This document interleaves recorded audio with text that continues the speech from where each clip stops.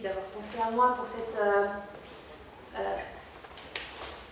pour cette discussion, je pense, un peu singulière, hein, parce qu'on est en train d'embrasser quelque chose de très large et de raisonner également. C'est vrai que l'intitulé de la table ronde était l'image de la femme russe aujourd'hui. Et immédiatement, quand on voit ce titre, eh bien,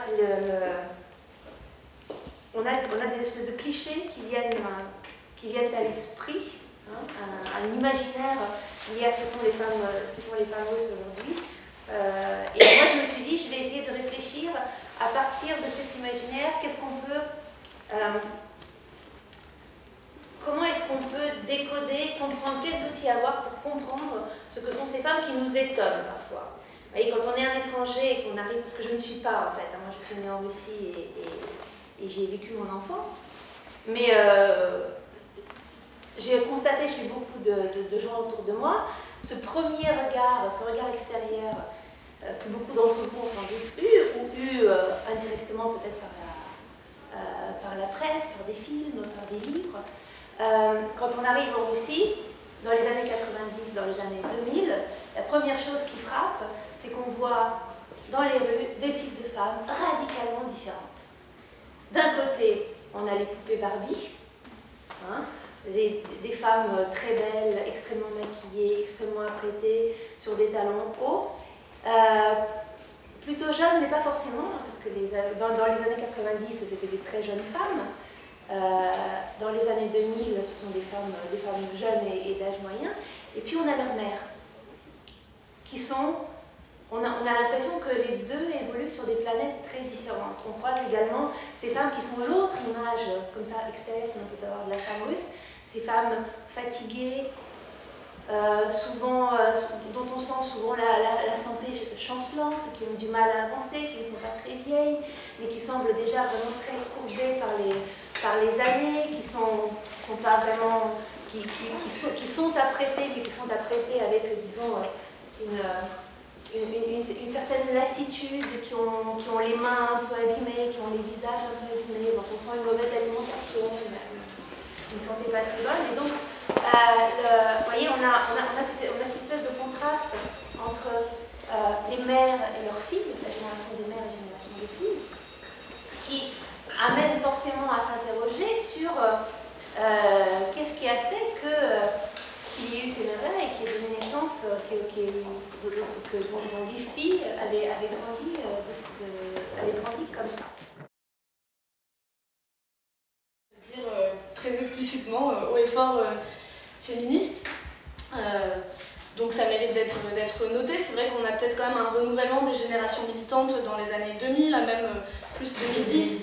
Et c'est vrai que le mouvement en fait, d'opposition qui était extrêmement hétéroclite en fait, à Poutine, ou tout simplement de façon très large le mouvement pour des élections libres qui a eu lieu en 2011-2012, qui allait en fait de l'extrême gauche à l'extrême droite, a été un peu comme ça, a permis de drainer pas mal d'énergie, et parmi toutes ces énergies, il y avait y compris des petits groupes féministes de Moscou, de Saint-Pétersbourg, en région.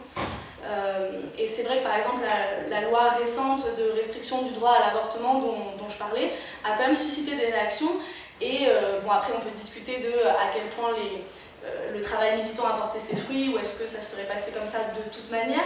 Mais ce qui est vrai, c'est que la loi adoptée au final était beaucoup moins dure que les propositions qui avaient été faites au départ.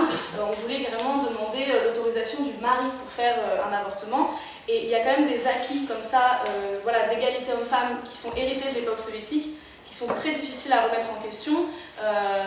Et voilà, notamment sur la question du droit à l'avortement, il y a une réponse féministe qui est quand même audible. Et c'est vrai que la presse aussi, même la presse grand public, moi j'ai été étonnée de voir que par rapport à mes premiers séjours quand j'ai été habitée en Russie en 2010, on parlait très peu de ces questions, genre, féminisme, etc. Et aujourd'hui on trouve beaucoup de reportages dans la presse grand public russe sur le féminisme, les questions de genre.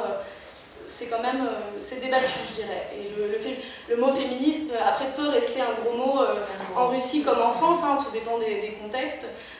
Et donc voilà, il y a des usages, bien sûr, il y a des usages stratégiques de cette rhétorique de l'égalité, éventuellement du terme genre, et avec toutes ces circulations est-ouest. Donc il y a des usages stratégiques, ouais. Il faut parvenir à faire passer certains messages de façon stratégique. Tu veux dire quelque chose? On a toujours eu, depuis l'époque soviétique, mais sans doute beaucoup plus en fait à partir des années 90, une image d'une masculinité qui se devait d'être, vous voyez, basiquement virile. L'homme doit savoir se battre, l'homme ne pleure pas, l'homme doit être celui qui apporte à manger à la maison, et l'homme doit avoir également une apparence virile. Il y a toute une série d'injonctions très, très dures adressées aux hommes. Et en fait, dans les années 90,